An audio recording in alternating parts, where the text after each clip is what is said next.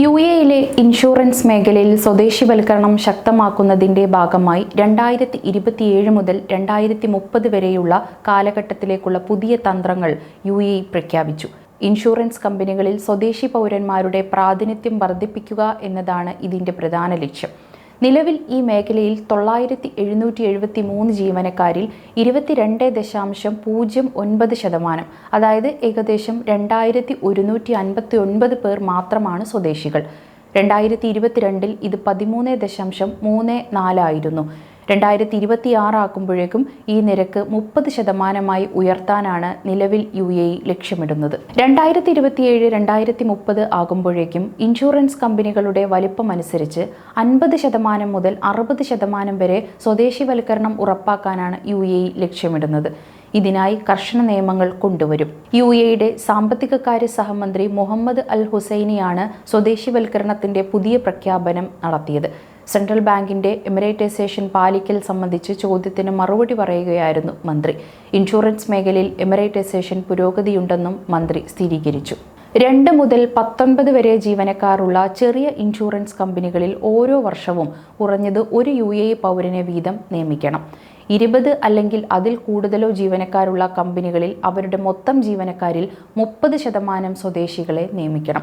നേതൃത്വപരമായ തസ്തികകളിൽ, അതായത് CEO, general manager തുടങ്ങിയ പ്രധാന റോളുകളിൽ 30% മുതൽ 45% എന്നിങ്ങനെയാണ് സ്വദേശിവൽക്കരണം വരുന്നത് എന്നാണ് അധികൃതർ അറിയിച്ചിരിക്കുന്നത്. 2025 ജൂൺ 1 വരെ കണക്കുകൾ പ്രകാരം ഇൻഷുറൻസ് മേഖലയിലെ ജീവനക്കാരിൽ 22.09% എമറാത്തികളായിരിക്കണം.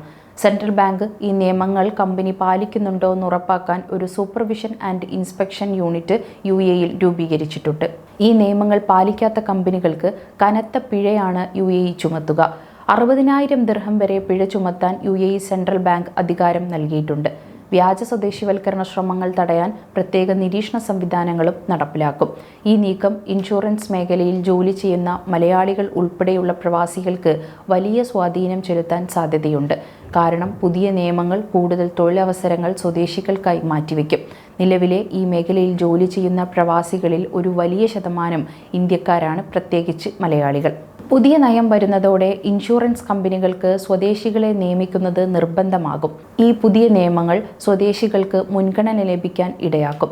അതുവഴി പ്രവാസികൾക്ക് ഈ മേഖലയിൽ പുതിയ തൊഴിലവസരങ്ങൾ ലഭിക്കുന്നത് കുറയും. കൂടാതെ നിലവിലുള്ള ചില തസ്തികകളിൽ നിന്ന് പ്രവാസികളെ മാറ്റി സ്വദേശികളെ നിയമിക്കാനുള്ള സമ്മർദ്ദവും കമ്പനികൾക്കുണ്ടാകും. സ്വദേശിവൽക്കരണം ശക്തമാകുന്നതോടെ ഈ മേഖലയിൽ ഉയർന്ന തസ്തികകളിൽ ജോലി ചെയ്യുന്ന മലയാളികൾക്ക് വെല്ലുവിളിയാകും. ഈ മാറ്റങ്ങൾ ഇൻഷുറൻസ് മേഖലയിൽ ജോലി ചെയ്യുന്ന മലയാളികൾ ഉൾപ്പെടെയുള്ള പ്രവാസികളെ ബാധിക്കും. യുഎഇയുടെ സ്വദേശിവൽക്കരണ നയത്തിന്റെ പ്രധാന ലക്ഷ്യം രാജ്യത്തെ തൊഴിൽ മേഖലയിൽ, പ്രത്യേകിച്ച് സ്വകാര്യ മേഖലയിൽ യുഎഇ പൗരന്മാരുടെ പങ്കാളിത്തം വർദ്ധിപ്പിക്കുക എന്നതാണ്. ഇത് സ്വദേശികൾക്ക് കൂടുതൽ തൊഴിലവസരങ്ങൾ സൃഷ്ടിക്കുകയും അവരുടെ കഴിവുകൾ വികസിപ്പിക്കുകയും രാജ്യത്തിന്റെ സാമ്പത്തിക വളർച്ചയിൽ സജീവമായി പങ്കാളികളാക്കുകയും ചെയ്യും. വിദേശ തൊഴിലാളികളെ അമിതമായി ആശ്രയിക്കുന്നത് കുറച്ച് തദ്ദേശീയമായ ഒരു വൈദഗ്ധ്യമുള്ള തൊഴിൽ ശക്തിയെ വളർത്തിയെടുക്കാനും യുഎഇ ഇതിലൂടെ ലക്ഷ്യമിടുന്നുണ്ട്. സാമ്പത്തിക വൈവിധ്യവൽക്കരണം, സുസ്ഥിരമായ വളർച്ച, ദേശീയ സ്വത്വം ശക്തിപ്പെടുത്തൽ എന്നിവ സ്വദേശിവൽക്കരണത്തിന്റെ പ്രധാന ലക്ഷ്യങ്ങളാണ്.